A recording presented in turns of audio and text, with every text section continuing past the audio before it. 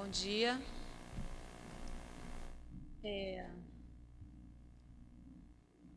Eu falo assim, queria começar fazendo o agradecimento à Rosana, óbvio, né? Estou aqui pelo contato dela. A gente trabalhou durante algum tempo na Secretaria de Educação, na assessoria de Educação Especial.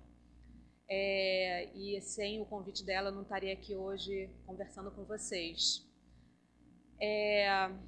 E queria falar para vocês do meu lugar aqui hoje. O meu lugar que é o lugar de uma construção da minha identidade. Eu sou fonoaudióloga, sou formada pelo FRJ, sim, sou fono. Algumas pessoas eu consigo enxergar, outras não, por conta da luz. A luz fica bem nos olhos. Sou fonoaudióloga, então, formada pelo FRJ. Tive meu primeiro contato com Libras na faculdade, mas foi um contato um pouco traumático.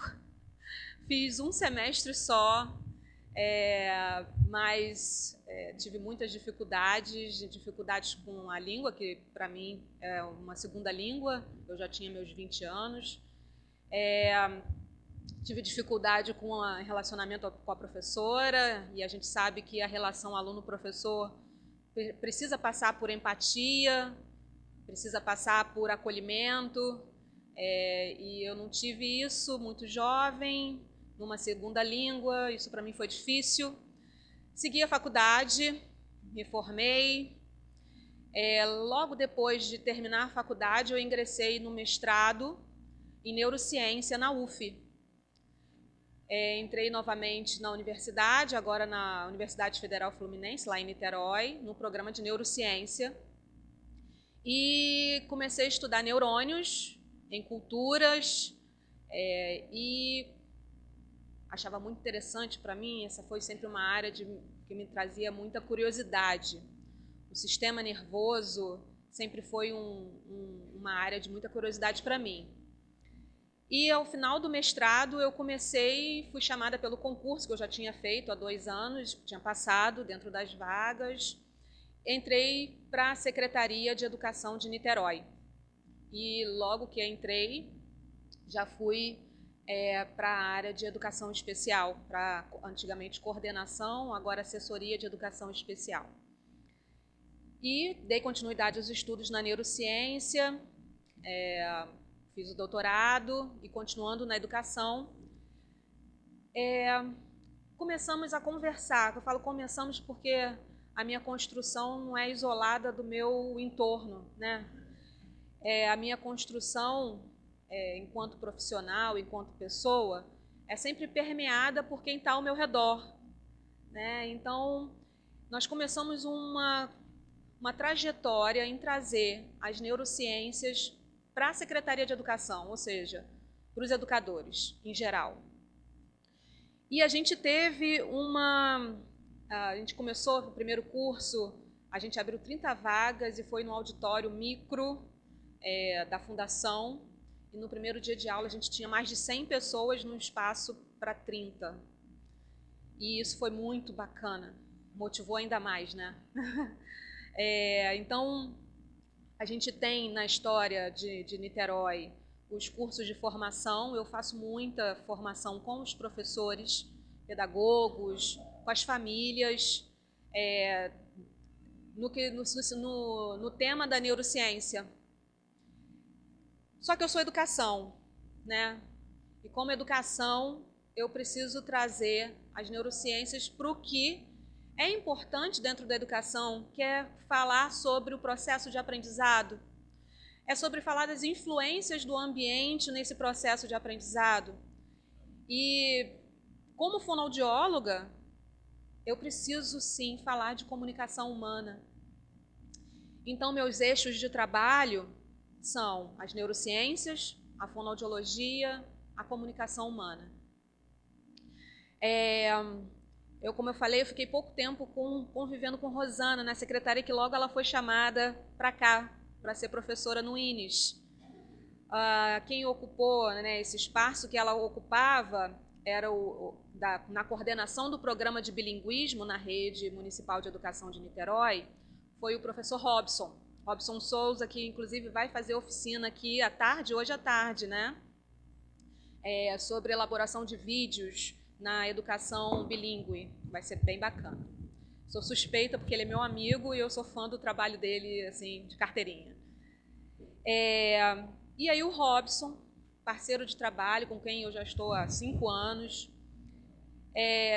teve esse processo de empatia, esse processo de, como professor, de construir um vínculo com vários de nós da assessoria de educação especial, e eu me coloco nesse lugar, porque eu fui fazer o curso de Libras, oferecido por professores na rede, professores surdos, fiz os 5 níveis, não me sinto suficientemente preparada para falar com vocês em Libras, óbvio que não. Vou falar de neurociência e numa segunda língua que eu não domino, e a gente vai ver como que a gente tem impedimentos numa L2 adquirida tardiamente, né? A gente não tem a proficiência da pessoa que adquire mesmo uma L2 dentro do período crítico do desenvolvimento. Então, a minha trajetória, o meu lugar hoje é falar sobre neurociência, sim, porque a gente precisa cada vez mais articular os saberes. A gente divide os saberes didaticamente, áreas de humanas, áreas de exatas, áreas de biológicas, mas enquanto ser humano nós somos unidade e a gente precisa integrar os conhecimentos cada vez mais. A gente sair de um lugar de dominância numa determinada cadeira do conhecimento e a gente perpassar por várias, porque como ser humano nós somos muito mais do que uma única dimensão de visão. A gente tem diferentes visões, né? Eu aqui nesse momento, eu me vejo, Luciene, nessa posição de palestrante, de quem vai mediar alguma informação. E vocês me veem de outra forma. Vocês me veem daí de onde vocês estão, com o conhecimento de mundo que vocês têm, e isso é fundamental para a gente poder pensar em articular os nossos conhecimentos. A gente nunca tem um conhecimento, um saber único e absoluto. A gente precisa sempre conversar sobre as diferentes dimensões que compõem a nossa realidade como ser humano. E aí aqui hoje eu vou fazer essa palestra, que é em formato de mini curso. Na minha previsão de tempo, a gente vai ter uns 10, 15 minutos no final para a gente poder conversar, tá? Porque eu acho que é interessante a gente abrir para as demandas específicas de vocês, para aquilo que vocês querem ouvir e que pode ser além do que eu tenho aqui, trazendo para vocês. Então, a gente vai ter uma conversa aí de mais ou menos 1h30 e depois a gente abre para a gente conversar um pouquinho antes do almoço, tá? Então, nossa palestra de hoje vai ser sobre privação linguística, a importância das relações dialógicas à luz das neurociências. Eu gosto de fazer roteiro para organizar o pensamento, porque a gente vai falar bastante coisa, né? Falar 1h30, 2 horas é muita coisa para a gente falar. Então, a gente vai passar, claro, pela definição das neurociências. Todo mundo aqui sabe o que são as neurociências? Todo mundo aqui sabe? É um conhecimento de domínio de vocês? Não? Então, a gente vai falar sobre as neurociências, as células que compõem esse sistema, as sinapses, que são uma importante fonte de comunicação desse sistema, a anatomia e fisiologia e os hemisférios cerebrais, as diferentes áreas da linguagem, sobre o conceito propriamente da privação, a linguagem nas diferentes perspectivas que a gente pode estar falando hoje, e 2 fenômenos, 2 conceitos que eu considero fundamentais para quem trabalha com educação, para quem trabalha com aprendizagem, que são os conceitos de neuroplasticidade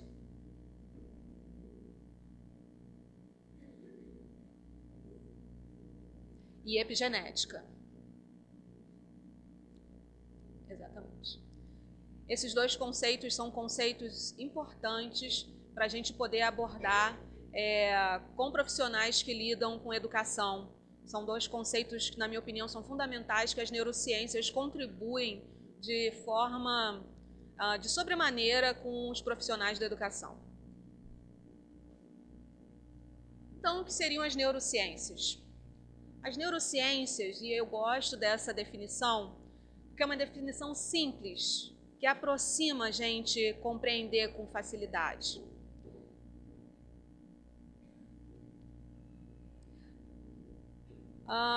As neurociências compõem o estudo do sistema nervoso, e é isso. O radical neuro, ele tem um poder, um status social que, construído historicamente, socialmente, culturalmente, que afasta, muitas das vezes, por estranhamento, por achar que seja uma coisa muito específica de uma área, por ser uma coisa afastada da gente do dia a dia. Mas não, as neurociências elas devem ser vistas como algo que faça parte da nossa vida, algo que faça parte do nosso cotidiano. E aí essa definição é simples por isso, porque aproxima da gente. Então as neurociências vão estudar o sistema nervoso, vão estudar o sistema nervoso em relação à sua estrutura, ao seu desenvolvimento, ao seu funcionamento, evolução das suas estruturas e dentro do período do desenvolvimento do homem, da própria humanidade ou do homem perante outras espécies, a relação entre comportamento, cérebro, emoção, nas situações que sejam típicas ou normais, como se fala, como queiram falar, ou nas situações atípicas ou naquelas situações que saiam do padrão de normalidade. Então, as neurociências, elas são todas as áreas que estudam o sistema nervoso. E aí eu pergunto para vocês, professores estudam o sistema nervoso? Pedagogos estudam o sistema nervoso? Sim? Vocês poderiam estudar mais, vamos dizer assim, né? Mas, em que sentido eu estou fazendo essa pergunta? No sentido de que todos nós fazemos parte das neurociências. Os profissionais da educação, eles se preocupam em saber como seus alunos aprendem, em saber como o ambiente constrói ferramentas para ajudar nesse desenvolvimento. Ele se preocupa com as questões ambientais no sentido das privações, das negligências, dos abusos, das violências, como isso impacta no desenvolvimento, na aprendizagem dos nossos alunos. Então, nesse sentido, todos nós somos neurocientistas, nesse sentido que eu fiz a pergunta a vocês. Acho que sim, a gente poderia estudar mais o sistema nervoso, acho que a gente poderia conversar mais as áreas humanas com as áreas biológicas, porque, como eu falei, nós somos uma unidade, né? Nós somos, como ser humano, uma unidade. E aí, eu trago para vocês dois pesquisadores neurocientistas brasileiros. O pesquisador de cima é o Augusto Buchweiser, eu acho que é assim que se fala. Ele é um pesquisador da PUC do Rio Grande do Sul e do Instituto do Cérebro, lá do Rio Grande do Sul. Ele trabalha essencialmente com crianças com transtorno do aprendizado, principalmente dislexia. Faz publicações fantásticas e, no sentido de várias áreas comporem as neurociências, no laboratório dele nós temos, ele é médico, ele é neurologista, mas no laboratório dele tem fonoaudiólogos, professores, fisioterapeutas, psicólogos, várias áreas que vão estudar e vão compor um conhecimento único sobre o aprendizado daquelas crianças com transtorno específico de aprendizagem ou dislexia. A gente tem um outro pesquisador, a foto abaixo, é o professor Stevens Rein, da UFRJ, daqui do Rio de Janeiro. E o professor Stevens, ele tem um trabalho fantástico, conhecido internacionalmente, com minicérebros. O que seria isso? Minicérebros são culturas que equivalem a agrupamentos celulares, agrupamentos de função de neurônio, que pode ser estudado em laboratório. E o professor Stevens, ele, com esses minicérebros, ele é um profissional de referência no mundo no efeito do Zika vírus no cérebro em desenvolvimento, no cérebro de bebês ainda na barriga até os primeiros anos de vida. Então, o professor Stevens também é um profissional da neurociência, que tem um reconhecimento internacional dentro dessa área, principalmente do Zika vírus, no cérebro de crianças. E no laboratório dele também nós temos vários profissionais fazendo parte. Então, as neurociências eu quis trazer para vocês aqui que ela não se faz só de biólogos e médicos, ela é composta por vários profissionais de várias áreas.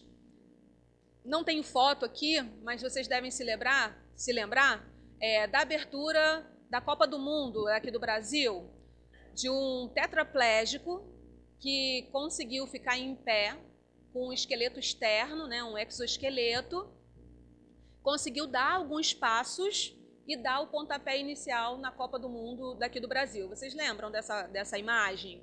Né? Esse exoesqueleto, né, esse esqueleto externo, que permitiu um tetraplégico ficar em pé, dar alguns passos e dar esse pontapé inicial da Copa, foi elaborado por uma equipe extremamente diversificada de neurocientistas do professor Nicoleles, da Universidade Federal do Rio Grande do Norte, aqui no Brasil. Na equipe dele tinha médicos, fisioterapeutas, profissionais de informática com robótica, engenheiros, várias áreas que com saberes específicos, com saberes diferentes, fizeram uma unidade para poder construir aquele exoesqueleto que permitiu aquele belo evento na abertura da Copa do Mundo aqui do Brasil. Então a gente tem aí as neurociências, sim, elas fazem parte do nosso dia a dia. É importante a gente ter em mente que ela pode se aproximar cada vez mais da gente e fazer parte da nossa rotina. Didaticamente, eu gosto de falar didaticamente porque eu reforço que a gente é uma unidade e dividir é importante só do ponto de vista didático. A gente pode falar das neurociências em vários níveis de estudo. A gente vai ter os níveis microscópicos, que são as neurociências molecular e a neurociência celular, e aspectos macroscópicos de unidades maiores, a gente vai ter as neurociências sistêmica, comportamental ou cognitiva. No plano micro, a neurociência molecular vai trabalhar com as moléculas, de fato, que vão fazer parte do funcionamento, do desenvolvimento, do aprimoramento e de outros fenômenos que acontecem no sistema nervoso. Do ponto de vista da neurociência celular, a gente vai ter as pesquisas voltadas para as células que compõem o sistema nervoso e as células que conversam com esse sistema para desempenhar diversas funções. A neurociência sistêmica ela vai abordar essencialmente o funcionamento do sistema nervoso e o funcionamento desse sistema conversando, interagindo, se integrando com outros sistemas. A neurociência comportamental e cognitiva elas vão trabalhar os comportamentos humanos, as emoções, de uma maneira dentro do desenvolvimento típico ou do desenvolvimento atípico, ou seja, na vigência de situações patológicas ou de deficiência. Rosana?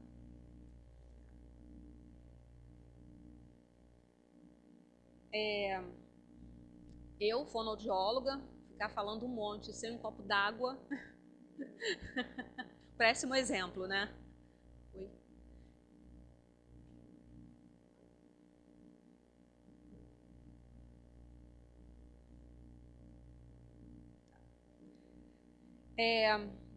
E aí a gente entra na parte das células que compõem o sistema nervoso. Todo mundo aqui já ouviu falar de neurônio.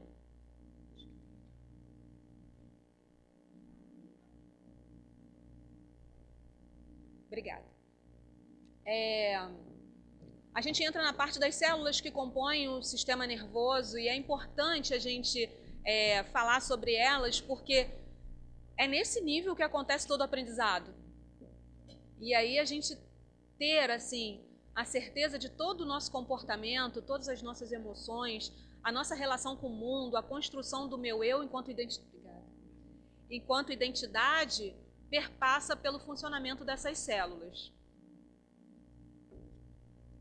Então, esse daqui é um desenho, tá? Um desenho esquemático da unidade funcional do sistema nervoso, que é o neurônio.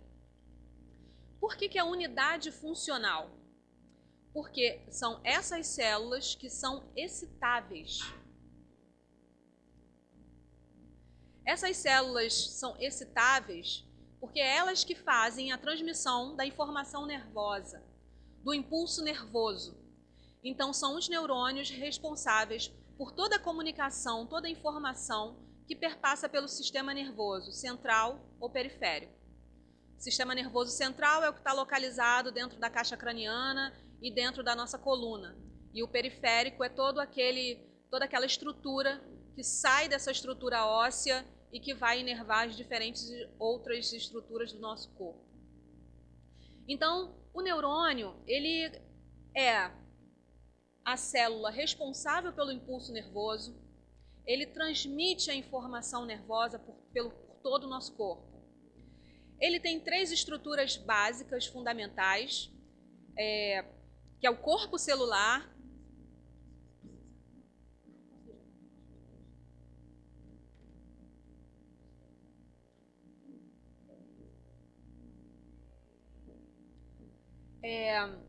e aí vocês podem perceber no desenho uma estrutura mais larga, que seria o corpo celular, onde está localizado o núcleo dessa célula. E a gente sabe que no núcleo da célula é onde está localizado o DNA, como nosso material genético. Do corpo celular brotam ramificações que são chamadas de dendritos. E desse corpo celular emerge um longo prolongamento conhecido como axônio. Todas as células nervosas apresentam basicamente esses componentes, modificando de forma, na sua morfologia, modificando a sua funcionalidade de acordo do local onde ela vai estar localizada. Então, neurônios relacionados ao sistema olfatório, eles têm um desenho. Neurônios relacionados ao nosso sistema auditivo, tem outro desenho.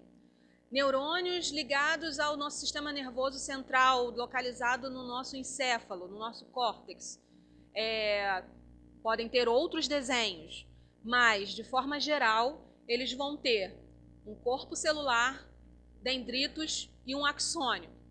E aí vocês podem ver que tem uma estrutura em amarelo em volta do axônio. Essa estrutura em amarelo se chama bainha de mielina.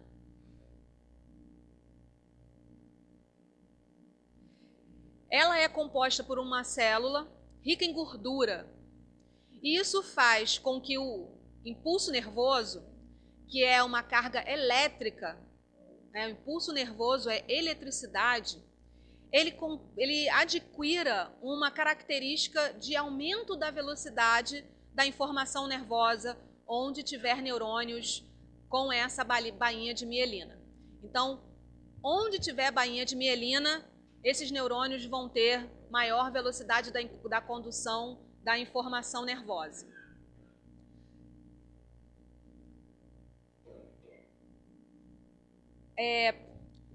Os neurônios, por serem unidade funcional do sistema nervoso, durante muito tempo se deu valor somente a essas células, como se somente elas fossem fundamentais para o funcionamento do sistema nervoso, como se somente os neurônios tivessem importância dentro do estudo do sistema nervoso. Mas aí eu pergunto para vocês, dentro desse colorido, que são marcações diferenciadas de células do sistema nervoso, vocês acham que só tem neurônio no sistema nervoso? Não, não tem só neurônio. Existem outros tipos de células no sistema nervoso. E no sistema nervoso, então, a gente tem as células gliais, ou simplesmente glia.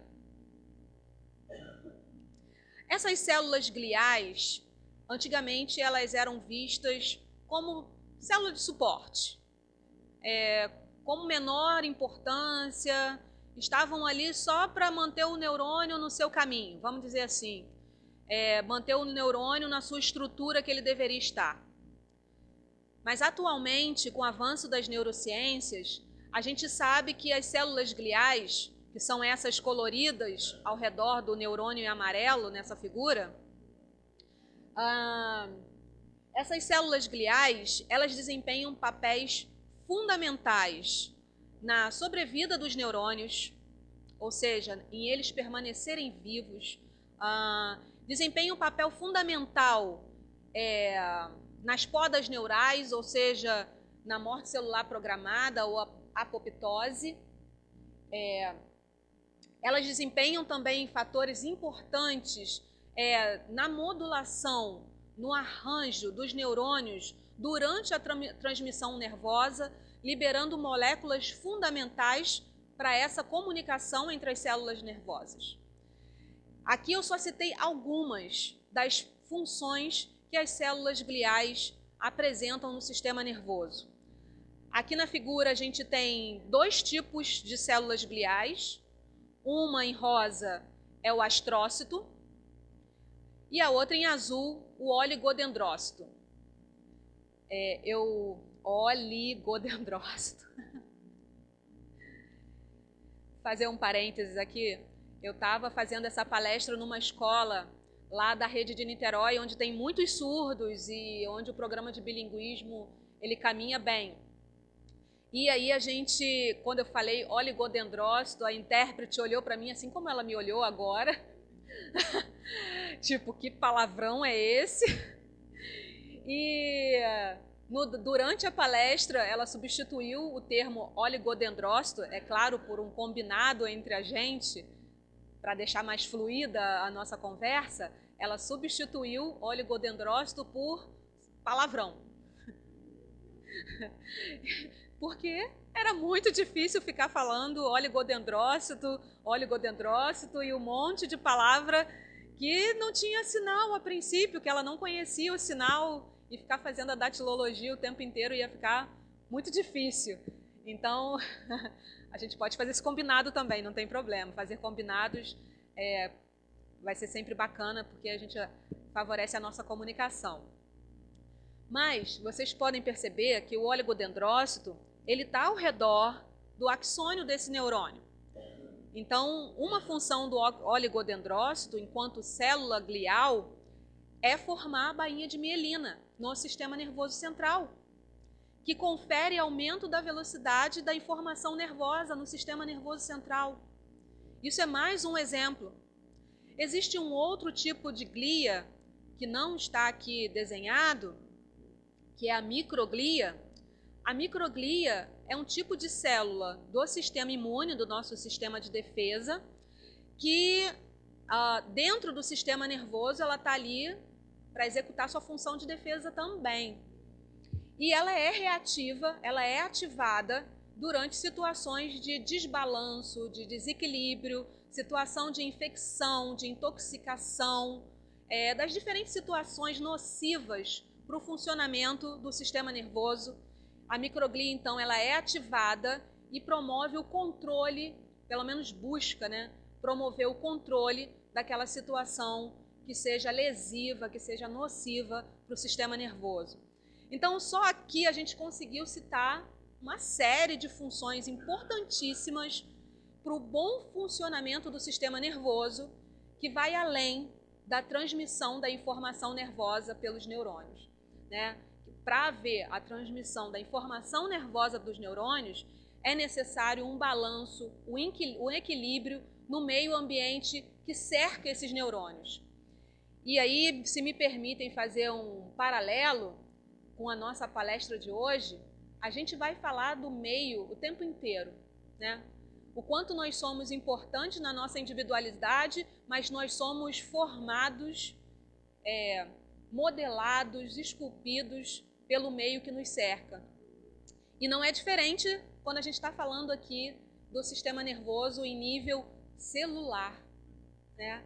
E aí é bacana a gente fazer esses paralelos que, apesar de estar no nível celular, visível somente ao microscópio, a gente tem um micro-universo representativo do nosso macro-universo, né? Que a gente pode fazer paralelos, referências o tempo inteiro. A gente tem aqui agora as moléculas que compõem esse sistema. Algumas vocês já devem ter ouvido falar. Essas moléculas que compõem o sistema nervoso são essencialmente conhecidas como neurotransmissores ou neuromoduladores. Neurotransmissores foi o primeiro nome utilizado, onde a gente tem as moléculas básicas que estão nessa coluna que é abaixo da palavra neurotransmissores. Algumas vocês já devem conhecer. Serotonina vocês devem conhecer, dopamina vocês já devem ter ouvido falar, né? Porque perpassam muitas das nossas conversas, sim, quando a gente está estudando, em situações adversas, do próprio desenvolvimento, a gente vai ouvir falar. A acetilcolina, por exemplo, é um neurotransmissor, que foi o primeiro descoberto, inclusive, foi a primeira molécula do sistema nervoso reconhecida com essa função de neurotransmissão. Ela está presente principalmente nas junções neuromusculares, ou seja, o músculo que se conecta, o neurônio que se conecta com o músculo para poder executar os nossos diversos movimentos de motricidade fina ou de motricidade ampla. Para que o neurônio e o músculo conversem, dialoguem, é necessário um mediador. E o mediador, nesse caso, é o neurotransmissor acetilcolina, no caso das junções neuromusculares, né? Quando você tem a aproximação de um neurônio com uma fibra muscular. E a gente tem, por exemplo, a serotonina, que é muito falada nas áreas cerebrais envolvidas com afetividade, emoções, felicidade. Em relação à dopamina, a gente tem tanto a parte de aprendizado quanto a parte dos diferentes vícios, do games, vícios diversos. Então, cada neurotransmissor, ele vai ter uma especificidade na sua localização, ele vai ter a sua especificidade na sua função, e vai estar sempre trabalhando no sistema nervoso em equilíbrio. Para o sistema nervoso funcionar bem, é necessário sempre que essa conversa entre os neurônios esteja em equilíbrio. E esse equilíbrio se dá pelas moléculas que nós estamos vendo aqui, que são os neurotransmissores. Também têm sido identificadas outras moléculas que não são necessariamente os neurotransmissores, são chamados de neuromoduladores.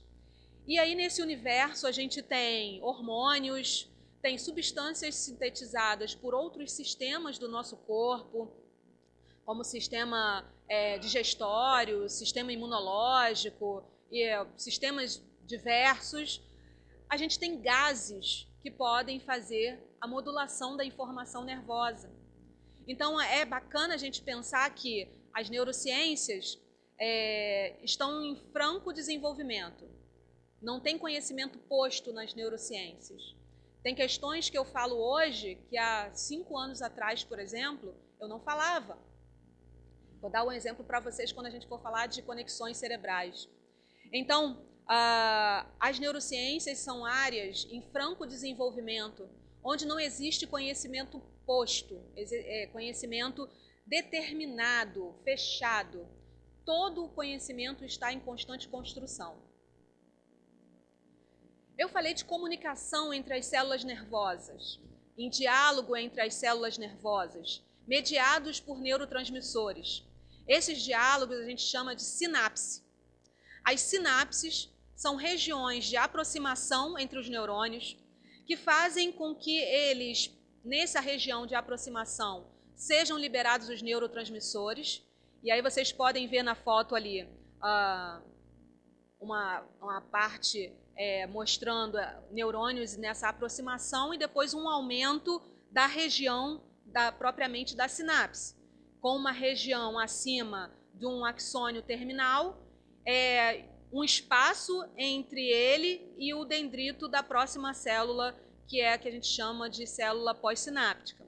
E nessa região de aproximação entre esses dois neurônios, tem a liberação, então, dessas bolinhas vermelhas, que são os neurotransmissores. Então, é esse o esquema que a gente vai pensar de comunicação entre as células nervosas, sempre mediadas por moléculas, que é a principal característica do funcionamento do sistema nervoso.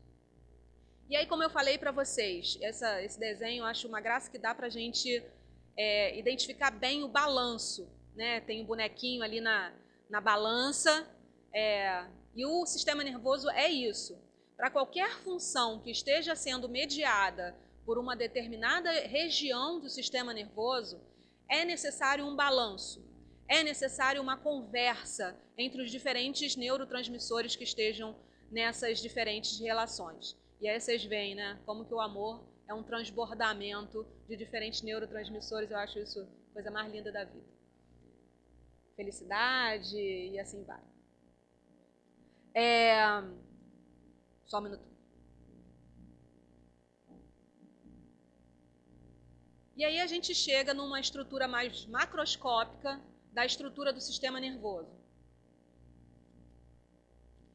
Nessa estrutura que a gente está vendo aqui, a gente vê o cérebro localizado dentro da caixa craniana, que é aqui que eu vou me focar, tá? Eu não vou falar de estruturas, outras estruturas do sistema nervoso central e não vou entrar em sistema nervoso periférico. Então aqui a gente tem o nosso sistema nervoso central, localizado na caixa craniana, na nossa cabeça, e a gente pode ver que ela pode ser dividida em lobos, em áreas com funções mais ou menos específicas, e eu gosto de reforçar o mais ou menos específicas, porque é um processo de desconstrução de alguns conceitos e que a gente vai fazer eles aqui hoje. Então, nessa região mais à frente da nossa cabeça, nós temos o lobo frontal, sempre direito e esquerdo, tá? Aqui acima a gente tem o parietal, na lateral nós temos o temporal, posterior aqui na cabeça nós temos o occipital, e por baixo dessa estrutura cortical a gente ainda tem o lobo da ínsula. Eles têm funções, como eu falei, mais ou menos específicas. E aí aqui a gente começa a desconstruir um determinismo de uma localização específica de funções no sistema nervoso, tá? A gente vai começar a desconstruir isso. Nessa estrutura mais frontal, nós temos áreas muito envolvidas com as funções motoras, de maneira geral. Na região temporal, com as nossas habilidades auditivas, na região posterior, occipital, com as nossas habilidades visuais. A gente tem um lobo parietal com uma função importante somatosensorial, ou seja, da percepção do corpo da gente, das informações sensoriais de uma maneira geral, mais voltadas para a integração das informações, e o lobo da ínsula com a mediação principalmente das informações que vêm de dentro do nosso corpo, as informações que a gente chama interoceptivas, né? As informações que vêm de dentro. Então, de uma maneira geral, bem generalista, a gente tem então o nosso cérebro podendo ser dividido em lobos cerebrais. A gente ainda pode ter uma visão macroscópica da divisão dessa estrutura em hemisférios cerebrais. E aí a gente tem aqui uma outra desconstrução dos hemisférios cerebrais, direito e esquerdo. Nessa figura aqui do livro 100 bilhões de neurônios, essa versão é de 2003, a versão mais atualizada está escrito na capa, o título é 100 bilhões de neurônios e um ponto de interrogação. no sentido de 100 bilhões de neurônios.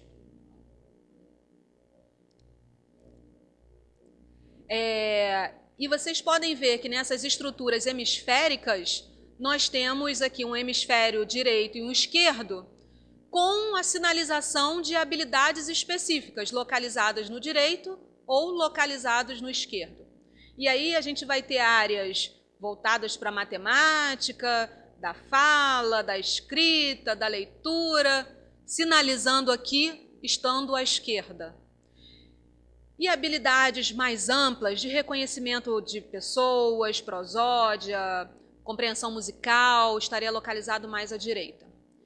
E quem aqui não ouviu que existe essa especialização hemisférica?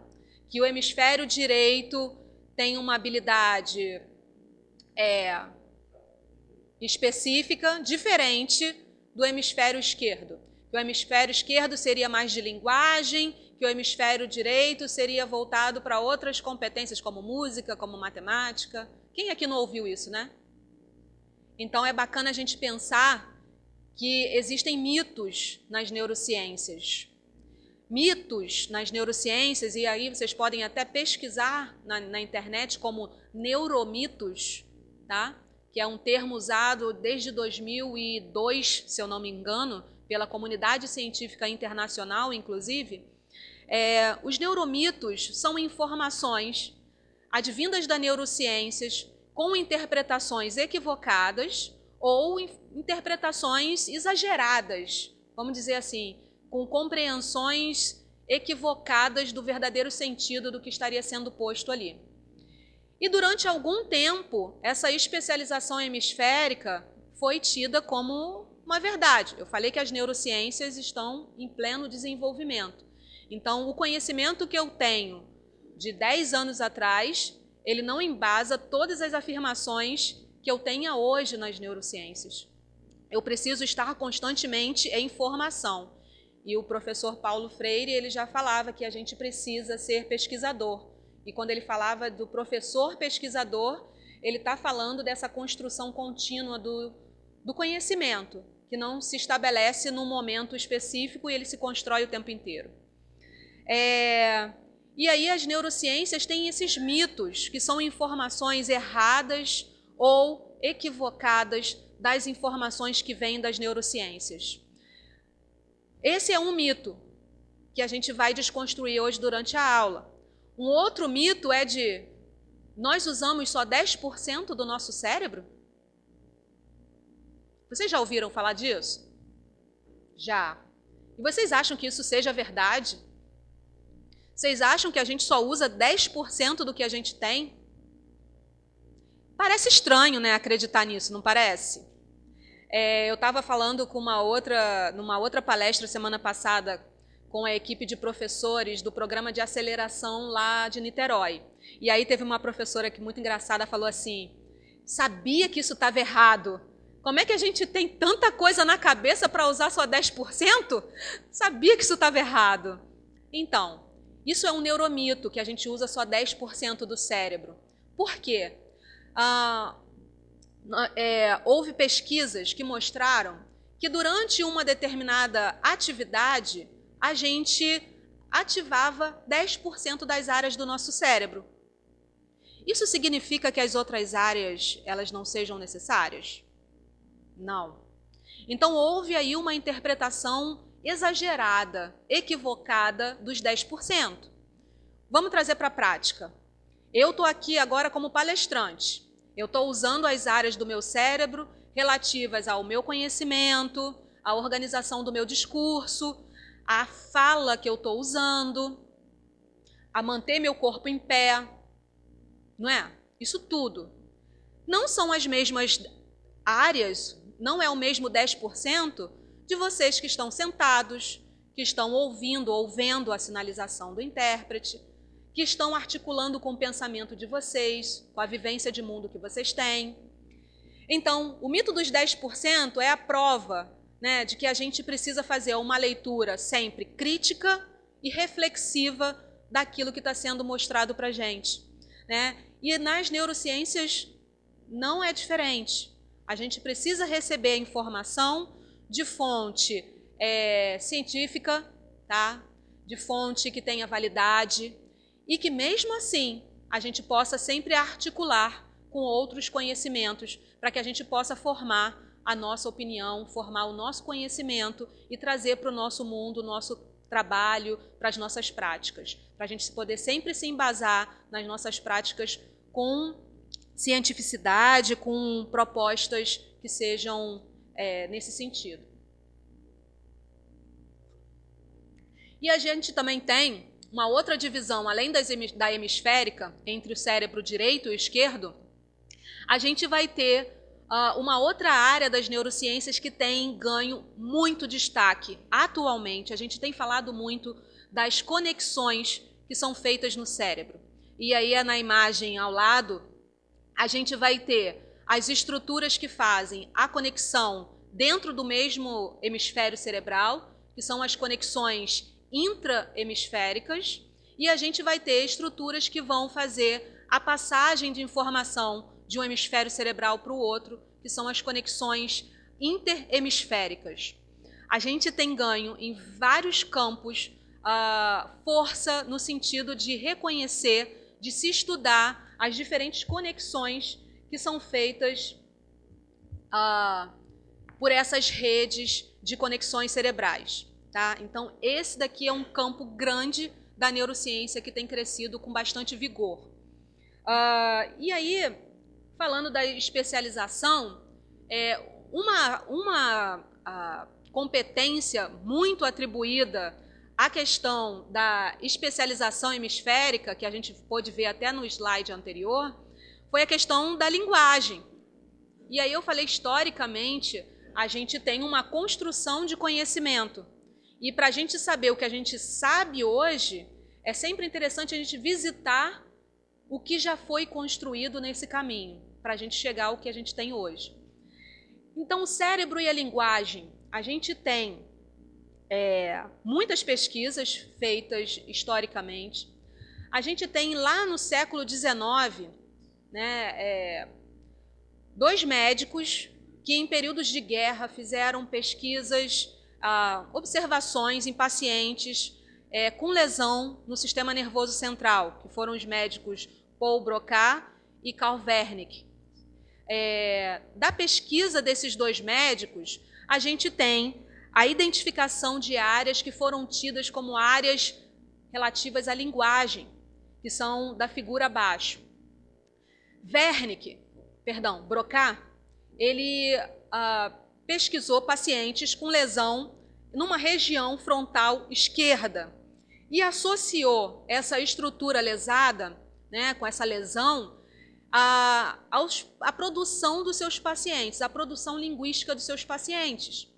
E os pacientes com a lesão nessa região frontal esquerda, agora chamada área de Broca, tinham prejuízo na expressão da linguagem. Então, ficou-se determinado nessa época que a área de Broca, essa área em vermelha no desenho, ela é a área relacionada à expressão da linguagem. E o médico Carl Wernicke pesquisou, mais ou menos temporalmente na mesma época, pacientes com lesão na região temporal esquerda e associou os déficits linguísticos desses pacientes a um prejuízo na compreensão da linguagem. Fechou um circuito na época. Você vai ter a área de Broca relativa à área de expressão da linguagem, a área de Wernicke relativa à compreensão da linguagem, e ainda foi identificado um feixe que ligava, de fibras nervosas, que ligava as 2 estruturas. Opa, a gente vai ter ali uma conexão entre a área de expressão e a área de compreensão. Então, nesse primeiro momento, a gente vai ter o início de um processo que a gente chama de localizacionismo. Nas neurociências, há uma busca nesse período, principalmente do século XIX, da construção de um mapa cerebral de cada função, cada habilidade teria uma região específica no cérebro.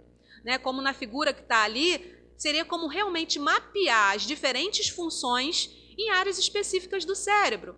E essas pesquisas de Broca e Wernicke, elas vêm reafirmar essa proposta de Gall, falando do localizacionismo das diferentes habilidades do indivíduo no sistema nervoso. E um outro achado que vem a confirmar as pesquisas da época e a visão da época foi o caso do Phineas Gage, que foi um operário com uma vida, né, a literatura mostra que ele era uma pessoa com uma vida social tranquila, religioso, uma família organizada, pessoa trabalhadora, mas que após o incidente de uma barra de ferro penetrar a estrutura frontal do cérebro dele e vazar pelo olho, na figura ali vocês podem ver essa figura tenebrosa, é um quadro tenebroso, né? Ele tirar essa foto com um vergalhão que atravessou a cabeça dele. Mas, do ponto de vista das ciências, foi um achado interessante porque, após esse incidente da lesão, todo aquele comportamento socialmente louvável que ele tinha foi totalmente desconstruído. Ele passou a ter um comportamento vulgar, passou a ter um comportamento sexual exacerbado, passou a ter um vocabulário de palavrões, e aí nos relatos você tem uma mudança abrupta do comportamento de uma pessoa relativo a uma lesão numa estrutura específica do cérebro. Nessa época, então, do localizacionismo, a gente tem a ênfase das estruturas de linguagem nas duas áreas principais entendidas na época, área de Broca, expressão, área de Wernicke, área de compreensão da linguagem.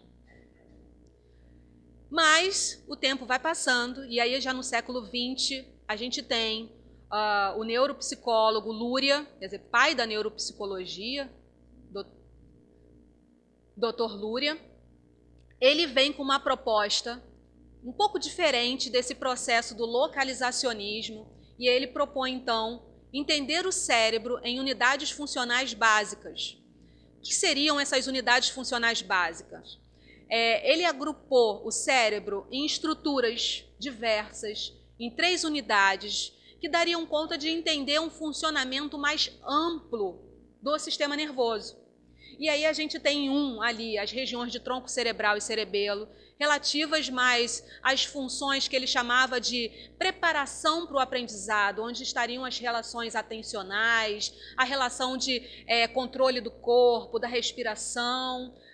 Nas estruturas 2, a gente teria a participação do lobo temporal, parietal e occipital. Então, você teria ali estruturas relativas muito à entrada das informações e ao processamento dessas informações para haver uma saída dessas informações em resposta motora pela unidade funcional básica 3, que seriam mais as regiões relacionadas ao lobo frontal. Então, Luria traz, já no século XX, essa proposta de uma visão mais holística, de um funcionamento do cérebro mais integrado, não mais relacionando uma área específica a um funcionamento específico. E atualmente o que a gente tem? Gente, a hora passa voando.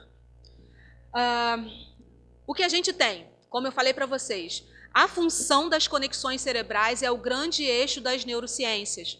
Cada vez mais a gente entende o cérebro como um grande eixo de comunicação entre as diferentes estruturas. Quando a gente fala de linguagem, não brota a compreensão direto na área de Wernicke. Você precisa ter, falando de ouvintes, você precisa ter o input pela orelha, alcançar áreas temporais de reconhecimento e processamento dessa estrutura sonora, para você depois levar para áreas parietais, occipitais e frontais, para associar ao conceito da palavra, a estrutura sintática, associar com o hemisfério direito, com prosódia e enriquecer esse discurso que vai passar por tantas áreas do sistema nervoso, para poder depois evocar a ativação de áreas que vão poder ser no caso dos ouvintes, as áreas da motricidade oral. Então, se a gente falasse rapidamente, é muito mais do que a área de Broca e a área de Wernicke sendo ativada para a gente ser linguisticamente falando, indivíduos linguísticos, né, falando assim.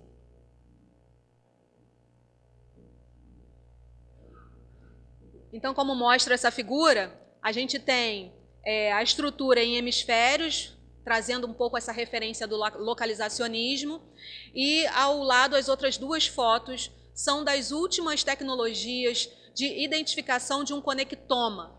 O que seria um conectoma? Conectoma, ele é a busca, assim como teve um dia o projeto Genoma na década de 90, para mapear o nosso DNA, a gente atualmente tem o projeto Conectoma para identificar as diferentes redes relacionadas às diferentes habilidades do ser humano. As redes de linguagem, as redes de aprendizado para leitura e para escrita, as redes relacionadas ao aprendizado de uma habilidade musical. Então, atualmente, a nossa preocupação com o Conectoma é identificar as redes relacionadas ao aprendizado e ao funcionamento de cada uma dessas habilidades que a gente está falando. Ainda sobre o cérebro, é importante a gente falar do cérebro e linguagem. É importante a gente falar que, nesse sentido de rede, a gente tem, na história do ser humano, em relação à comunicação humana, genes já direcionados para o aprendizado da linguagem, nas suas diferentes modalidades. Então, a gente tem, inicialmente no desenvolvimento do ser humano, a disponibilidade para o aprendizado linguístico, para o aprendizado que envolva linguagem. E aí a gente tem no livro Tratados de Linguagem, agora de 2018, as pesquisadoras mostrando vários resultados interessantes. Bebês ouvintes e surdos, eles têm um início do desenvolvimento muito equivalente, o que corrobora essa proposição de que todos nós temos uma disponibilidade para o aprendizado.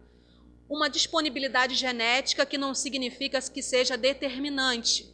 Uma disponibilidade genética que é modulada pelo ambiente, e aí chega a nossa parte. A gente tem a disponibilidade, sim, mas a gente precisa do ambiente para refinar, para modelar o restante do desenvolvimento dessas competências, inclusive das competências linguísticas. Então, bebês surdos e ouvintes são capazes de produzir sons e executar movimentos sociais nos primeiros meses de vida. São equivalentes. Mas, à medida que um bebê ouvinte começa a ter a simbolização, a significação dos sons pelos seus pais ouvintes, ele começa a adquirir palavras, ele começa a construir seu repertório léxico, ele começa no ambiente linguístico ouvinte a construir as suas regras sintáticas. É incrível, bebês de meses já reconhecem regras sintáticas da organização do discurso. E o que acontece com os bebês surdos? Em 90% dos casos dos bebês surdos, estatisticamente falando, eles nascem em famílias de pais ouvintes. E aí, quando você tem a transição desse processo de significação dos símbolos emitidos oralmente, que precisa desse feedback auditivo, que não tem, quando você começa a ter a simbolização do gesto e a necessidade da aquisição de uma língua, como a palestrante falou antes, fantasticamente, da importância da língua para o desenvolvimento cognitivo, a maioria dessas crianças não tem. Então, o bebê surdo, ele tem toda disponibilidade e potencialidade para desenvolver linguagem, tal qual o bebê ouvinte. O que vai influenciar é o meio. O que vai influenciar são as oportunidades linguísticas que esse bebê vai ter. E aí, agora a gente faz uma conversa muito próxima com a palestrante anterior, da importância dos surdos estarem inseridos na comunidade surda, sim, é identidade, é importante demais. Mas que nós, ouvintes, também tenhamos acesso, é a nossa língua também do nosso país, onde existem pessoas que fazem uso dessa língua e nós, como pessoas brasileiras que vivemos nesse ambiente, também precisamos aprender. Precisamos também fazer uso para que a gente possa promover oportunidades linguísticas. As nossas crianças precisam de referências linguísticas. Elas têm potencialidade, elas têm a disponibilidade, mas elas precisam da modelagem, do refinamento das experiências que o meio oferece. E aí a gente tem, sim, no início do desenvolvimento, ainda assimetrias. Lembra que a gente falou da dominância hemisférica, da especialização hemisférica?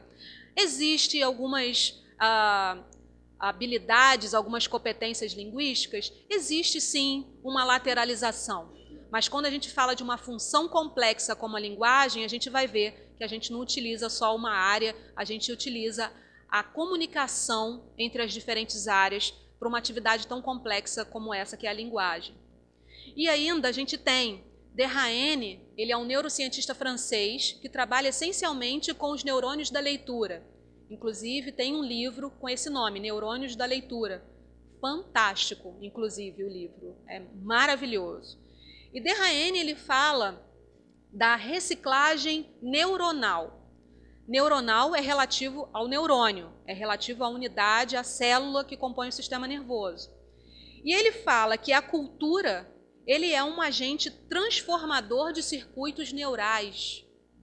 E aí vem a neurociência evidenciar que a cultura, a sociedade, as experiências modelam, refinam toda a circuitaria do sistema nervoso. É ela que vai promover essa reciclagem neuronal, que vai poder refinar e trazer todas as competências linguísticas que vão servir como base para o desenvolvimento cognitivo, que vão servir como base para esse indivíduo construir sua identidade, que vão servir como base para esse indivíduo se tornar um indivíduo de cidadania, de competência e de potencialidade das suas faculdades.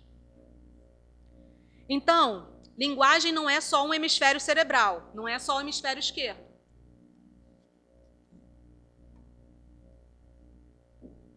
E eu bebo água, porque eu falo demais. E aí, nesse artigo de 2013, de Oliveira, a gente tem que a linguagem, ela tem habilidades específicas. Compreensão de metáforas, por exemplo, ela vai ativar áreas do hemisfério direito, que seriam áreas homólogas lá, a área de Wernicke e Broca no esquerdo, mas elas necessitam da ativação de áreas à direita. A compreensão de moral de fábulas, julgamento de sentido conotativo de um texto, tudo isso precisa de ativação de hemisfério direito, de área de hemisfério direito. Então, os hemisférios cerebrais, eles precisam compartilhar e integrar informações. Daí a importância das conexões do sistema nervoso central, não de áreas específicas do cérebro. E aqui a gente vai ver novamente, lá em cima, revisitar o modelo localizacionista, que é totalmente diferente do modelo que nós temos hoje, com a importância de diferentes áreas do sistema nervoso central, tanto o hemisfério direito quanto o hemisfério esquerdo, como na figura B, localizada abaixo.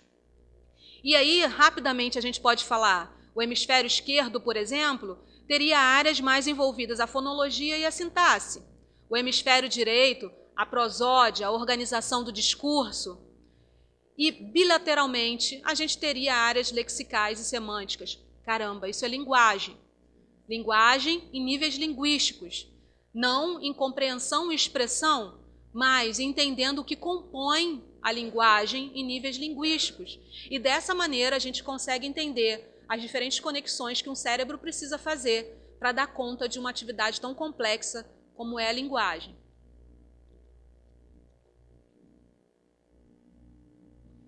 E a gente entra no cérebro bilíngue.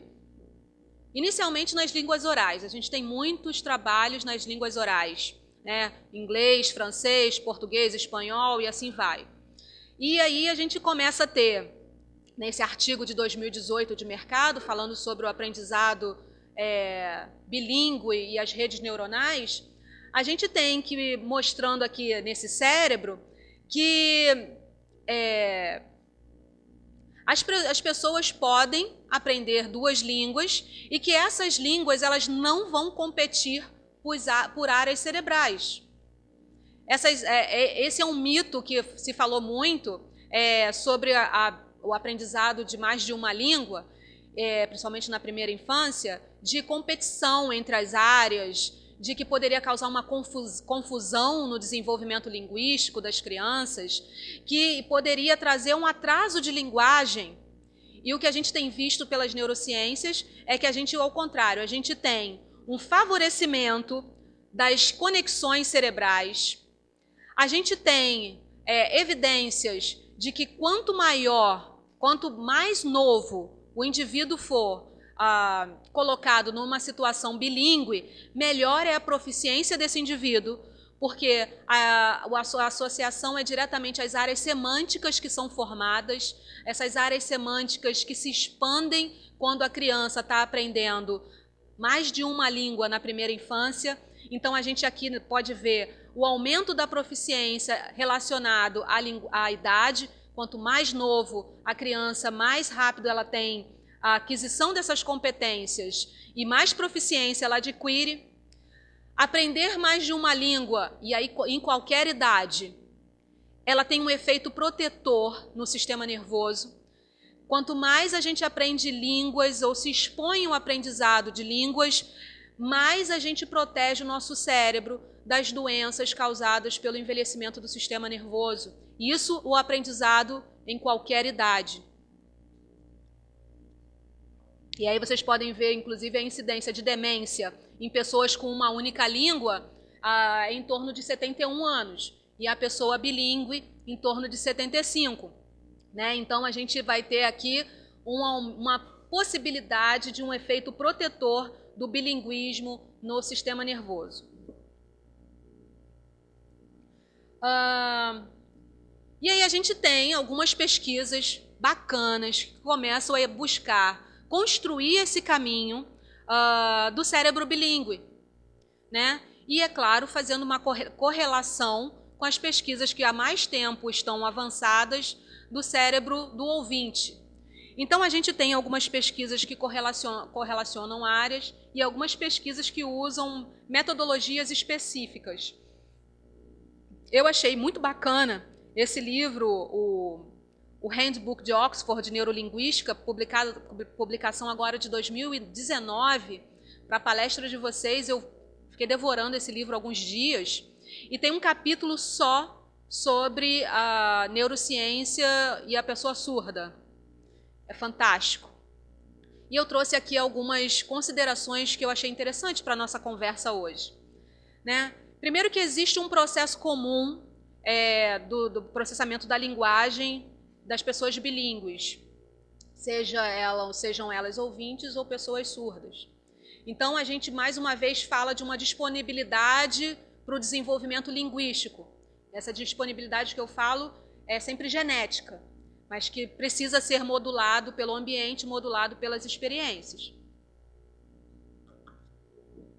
Modelos da neuropsicologia, né, como eu falei de Luria lá atrás, se estudavam pacientes, né, modelo neuropsicológico, ele estuda pacientes com lesão numa área e observa o prejuízo linguístico desse paciente. Tá? Então, em estudos que usam a neuropsicologia, estudam, então, modelo de lesão no sistema nervoso central e, nesse livro, em pacientes usuários do American Sign Language e do British Sign Language. Né? Não é na Libras, não é na nossa língua brasileira brasileira de sinais.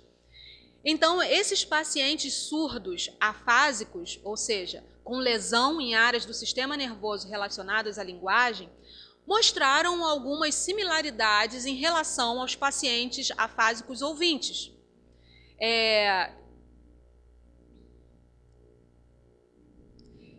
E aí a gente tem aqui alguns dados. Pacientes surdos afásicos têm prejuízos semelhantes aos pacientes ouvintes. As áreas relacionadas à linguagem no ouvinte, quando lesadas, eram basicamente as mesmas áreas, quando lesado no surdo, produziam mais ou menos os mesmos efeitos. Então, lesão na área de Broca leva à afasia expressiva, tanto em pacientes ouvintes quanto em pacientes surdos. E o efeito era o mesmo, era o prejuízo na sintaxe, com uma fala telegráfica, tanto na língua de sinais quanto na língua oralizada, com presença de disfluência e prejuízo da compreensão. Esse paciente tinha uma dificuldade, pacientes diafásicos, têm boa compreensão, são disfluentes e apresentam uma fala telegráfica, ou seja, com prejuízo na sintaxe. Já os pacientes de Wernicke, tanto ouvintes quanto surdos, também tinham os mesmos prejuízos linguísticos. Nos pacientes de Wernicke, tanto orais, tanto ouvintes quanto surdos, o prejuízo era essencialmente na compreensão linguística. Esses pacientes tinham um discurso fluente, com presença de algumas características da linguagem na compreensão, o prejuízo na compreensão na linguagem. Então, aqui, pelo modelo neuropsicológico de lesão, a gente vai ter padrões linguísticos semelhantes nas regiões cerebrais de ouvintes e de surdos. Então, nesse modelo, a gente consegue ver alguma similaridade. Mas existem especificidades. A gente está falando de modalidades de língua diferentes. A nossa modalidade do ouvinte é a audição e a oralidade. Quando a gente está falando do indivíduo surdo, é visual, gestual. No cérebro, todas essas funções, auditiva, motor oral, visual e gestual, são processadas por estruturas diferentes. E aí, como a gente falou, o ambiente ele é um modulador do funcionamento do sistema nervoso central. Ele organiza as estruturas, refina o funcionamento do sistema nervoso central. Então, para a pessoa surda, é claro, a gente tem uma modalidade de língua diferente, a gente também vai ter especificidades para o usuário da língua de sinais. E a especificidade vai aparecer na contribuição do hemisfério direito, né? E aí aqui, esse livro bacana que eu sugeri para vocês, existe evidência da importância da mediação de propriedades visoespaciais na língua de sinais. Isso para a gente parece óbvio. E essa modulação é feita pelo hemisfério direito. É também feito no hemisfério direito o processamento facial, fundamental para o usuário de Libras. E para a compreensão de sentenças, a gente vai ter principalmente o uso dos classificadores. Nas lesões de hemisfério direito, a gente encontra nos pacientes surdos prejuízo principalmente na elaboração dos classificadores da língua de sinais. E no hemisfério direito, também, a gente vai falar da organização do discurso, principalmente no que tange à coesão do discurso. Então, a gente pode analisar aqui que a gente tem semelhanças enquanto linguagem, principalmente relacionadas ao hemisfério esquerdo, mas a gente pode encontrar especificidades no funcionamento do hemisfério direito da pessoa surda. E a gente entra no conceito de privação linguística. O que a gente está falando quando a gente fala sobre privação linguística? O conceito de privação vem de algo que é subtraído, que é retirada a oportunidade de vivência, que há uma impossibilidade de experimentação, né? Algo que deveria ter sido acontecido ou deveria ter tido e não foi providenciado. Então, a privação linguística envolve a subtração de oportunidades linguísticas que deveriam ter sido vivenciadas. Eu acho que isso, para mim, fica muito claro quando a gente fala de privação linguística, de um conceito de oportunidades que foram retiradas desse indivíduo. E ainda no Tratado de Linguagem, agora de 18, no capítulo das doutoras que estão aqui descrito, elas têm uma fala que é fantástica para a gente fazer o link dessa neurociência, da linguagem, do cérebro, das oportunidades, do meio, que é o acesso à língua é fundamental para todos os seres humanos. E é esse acesso à língua que o meio modula, que o meio dá oportunidade, que o meio vai modular o desenvolvimento das redes cerebrais. É através da língua. Existe um período crítico para o aprendizado de línguas? É outro mito se falar sobre período crítico. Período crítico significa ter uma janela de oportunidade. Significa que existem fases com uma maior disponibilidade para o desenvolvimento de uma competência, mas que não existe uma determinação que não vai existir aprendizado em outras fases do desenvolvimento. Então, o período crítico ele deve ser visto como algo importante, sim. São as oportunidades ótimas para o desenvolvimento de certas competências, mas eles não são determinantes, eles não são mecanismos de estrangular, de engessar o desenvolvimento, como a gente vai continuar vendo. O que sabemos então? Sim, existe período crítico. Para alguns eventos são observados períodos mais importantes para o aprendizado, como da fonética, para algumas habilidades musicais, para a extinção de memórias de medo, para algumas informações visuais, para algumas informações auditivas. Mas ele não é determinante, mas ele é importante. Então, até que ponto? Itard, Jean Itard, ele foi um médico importante na França, que tem um dos primeiros relatos da intencionalidade de educação de pessoas que tenham vivido em privação e em situação de deficiência. Itard é, inclusive, reconhecido como um pioneiro da educação especial por muitos pesquisadores, pela sua dedicação na potencialidade de aprendizado das pessoas com deficiência. E Itard, ele é um caso clássico que vocês devem conhecer do Victor d'Aveyron. Aveyron é uma cidade da França, que foi um menino encontrado nas proximidades de uma floresta e que inclusive depois gerou o filme da Disney Mowgli, o Menino Lobo. Esse menino que foi encontrado nessas mediações foi um menino privado de oportunidades linguísticas, sociais, culturais, e esse menino tinha uma deficiência pela privação, pela falta de oportunidades. E, mais uma vez, ele tem o Itard com um reforço na educação, na credibilidade, da potencialidade do aprendizado das pessoas com deficiência, das pessoas em situação de privação. E aí tem uma fala de Itard que é muito bacana. Para expressar o estado atual do selvagem de Aveyron, seria necessário lembrar seu estado passado. Esse rapaz, para ser julgado sadiamente, só deve ser comparado a si mesmo. O que isso significa? Ele só deve ser comparado às suas oportunidades. Ele não pode ser comparado com outro sujeito. Cada um tem as suas oportunidades, as suas vivências, as suas experiências e conhecimento de mundo diversos. E não é diferente com esse menino que ele achou. Então ele precisava fazer um estudo do Victor pelo Victor. Um estudo das possibilidades que o Victor teria a partir daquele momento e como ele se colocaria diante dessas propostas, dessas intervenções, desse enriquecimento no meio para promover o aprendizado de habilidades linguísticas, culturais, emocionais, comportamentais pelo Victor. Um outro caso de privação, também bastante famoso, é da Jeanne, que tem até vídeo no YouTube, bem longo, contando a história dela, uma história bem triste. Mas fato é que Jeanne ela viveu até os 13 anos e alguma coisa em situação de privação linguística, cultural, se eu não me engano, até privação motora mesmo. Ela vivia num quarto, alimentada por baixo da porta.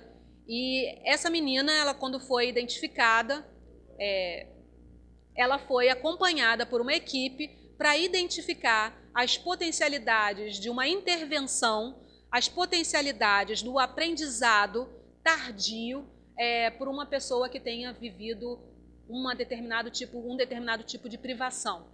Então, a gente tem esses dois casos que começam a história para a gente do estudo de privação, mostrando que o meio, apesar da gente ter uma disponibilidade para o aprendizado, ele é um agente importante, modulador do desenvolvimento das nossas competências.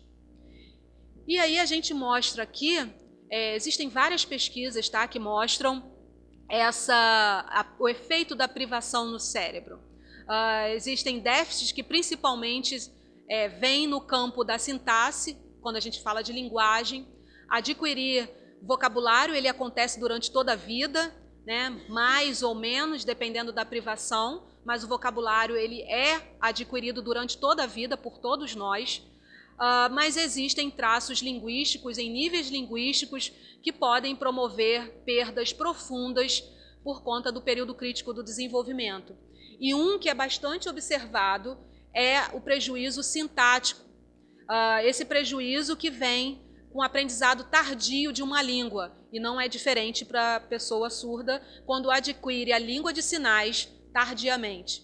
Então é fundamental que se faça tão precocemente possível o aprendizado da língua de sinais pelo indivíduo surdo, por todo o aprendizado que a gente está construindo aqui hoje, de refinamento de estruturas, de modulação de estruturas do sistema nervoso, que são fundamentais na construção de um indivíduo linguisticamente potente e cognitivamente potente, né? E aí na figura abaixo a gente mostra o efeito em azul da privação do estímulo auditivo e da aquisição de libras acionando outras áreas em vermelho. Desejo não passar da hora. E aí a gente traz a importância desse efeito da comunicação, principalmente relacionada à linguagem. Comunicação no sentido de tornar comum, e a língua tem esse efeito.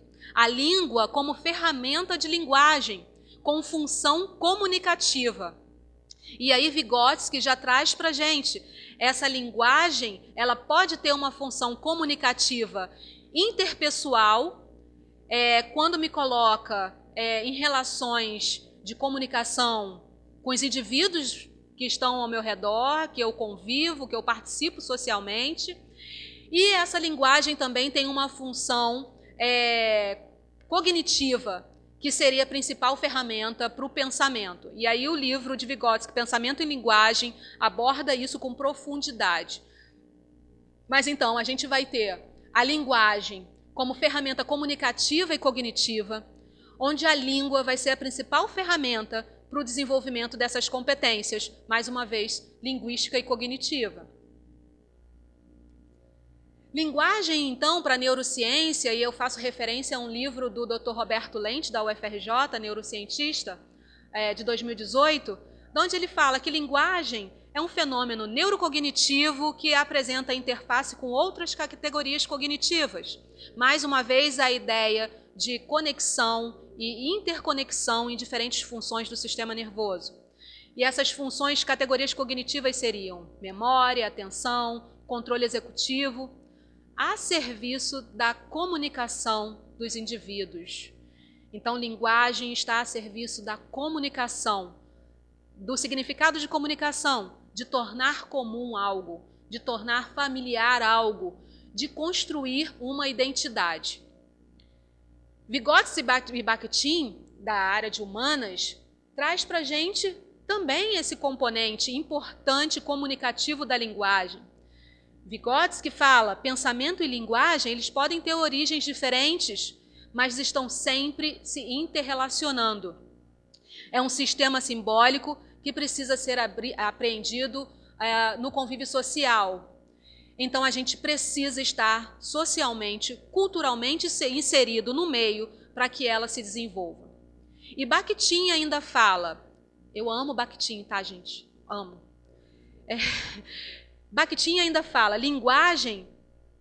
Eu tô correndo. Tá bom. Linguagem, para Bakhtin, ela está em todos os campos da atividade humana. Se está em todos os campos da atividade humana, ela precisa ser aprendida, ela precisa ser oportunizada, ela precisa ser estimulada. E aí, Bakhtin ainda coloca: sugere-se um esquema de processos ativos de discurso no falante e de respectivos processos passivos de recepção e compreensão do discurso no ouvinte. O que Bakhtin traz aqui para a gente? Traz a importância da construção de um sujeito falante ou sinalizante ativo em relação com um sujeito ouvinte ou que esteja vendo a língua de sinais, que não seja passivo e que não é passivo. Quando a gente estuda linguagem, a gente fala emissor, receptor, mensagem, não é assim? Emissor ativo, receptor passivo dentro desse código, dentro dessa mensagem a ser passada. Mas para Bakhtin ele traz uma reflexão mais uma vez importante para a gente. Todos nós somos sujeitos ativos no processo dialógico. Todos nós estamos produzindo modificações, tanto no cérebro do emissor, quanto no cérebro do receptor. Para Bakhtin, o emissor ele está ativo no discurso? Sim, mas o receptor ele está ativamente responsivo nesse processo dialógico. Ele também está em construção dessa abordagem discursiva, nessa relação dialógica. E nesse sentido, todos os cérebros se modificam nessa relação dialógica. Todos os cérebros se modelam, se refinam nessa relação dialógica. E isso traz para a gente um conceito de linguagem, pela metalinguagem, que é a capacidade que a gente tem de potencializar nossa aprendizagem linguística e que vai vir através das nossas experiências e que necessita, muitas das vezes, de instrução formal, vivenciadas nas nossas oportunidades de experimentações, nas nossas vivências, nos nossos diferentes ambientes linguísticos. E aí Derraene mais uma vez fala, em 2012, é esse livro que eu falei para vocês, Neurônios da Leitura. Nosso cérebro não é uma tábula rasa onde se acumulam ou depositam, fazendo referência a Paulo Freire, construções culturais. Ele é um órgão fortemente estruturado que faz o novo com o velho.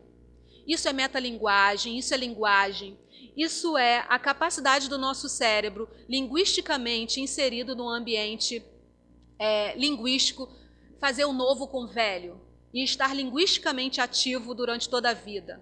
E aí eu trago para vocês os conceitos que mostram essas potencialidades do processo de aprendizado, das vivências, modificando essas estruturas neuronais. E para isso eu apresento a vocês o conceito de neuroplasticidade. É o conceito, para mim, mais caro das neurociências para a gente da educação. Porque ele fala que as diferentes situações que acontecem no nosso dia a dia, as diferentes situações nos casos de lesão, nos casos de deficiência ou nas sutis situações de aprendizado, a gente vai ter a possibilidade da neuroplasticidade, que é a capacidade de maleabilidade do cérebro, de estar sempre se renovando, estar sempre se remodelando para construir novas sinapses, para construir novos circuitos com melhor efetividade, com melhor funcionamento. Existem muitas questões que acontecem nesse cérebro plástico. Existem muitas questões que trazem uma complexidade para o cérebro que está em desenvolvimento, e está aprendendo. Muitas coisas acontecem, inclusive a formação de novos neurônios. Apresento para vocês aqui um novo neuromito. Novo não, né? Mais um neuromito. Quem aqui nunca ouviu falar que o cérebro tem uma quantidade fixa de neurônio e que a gente vai morrer com essa quantidade fixa de neurônio? Muitos de nós já ouvimos isso. E atualmente a gente sabe que existem células no sistema nervoso que podem sim se transformar em neurônios novos.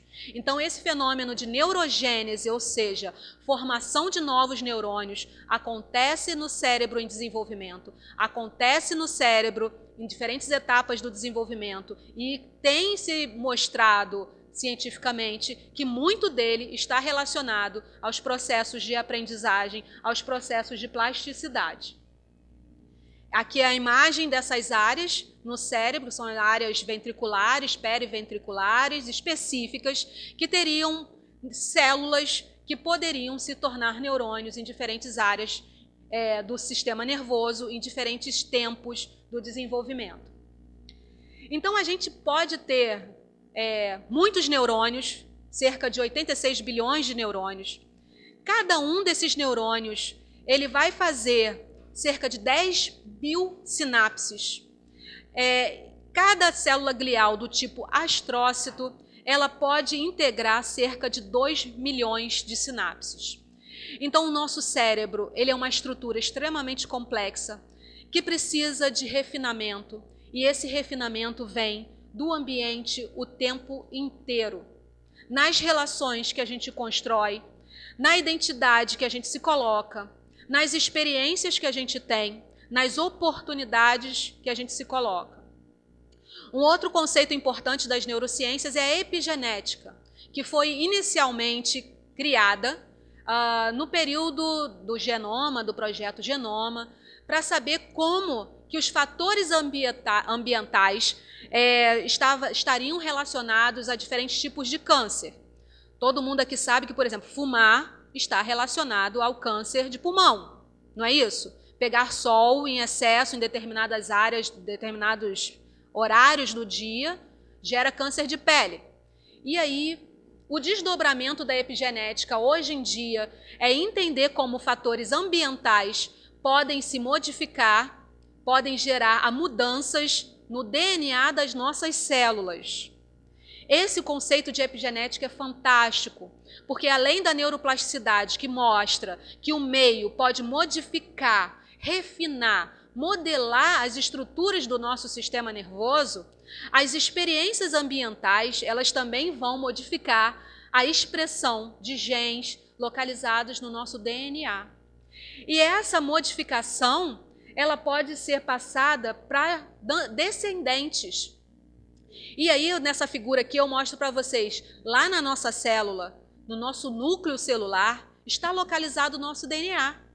E todas as nossas experiências, seja exercitar, fazer exercício, seja a nossa nutrição, hábitos de vida, poluição do ambiente, vivências, todos podem estar influenciando diretamente o nosso DNA, a expressão do nosso DNA.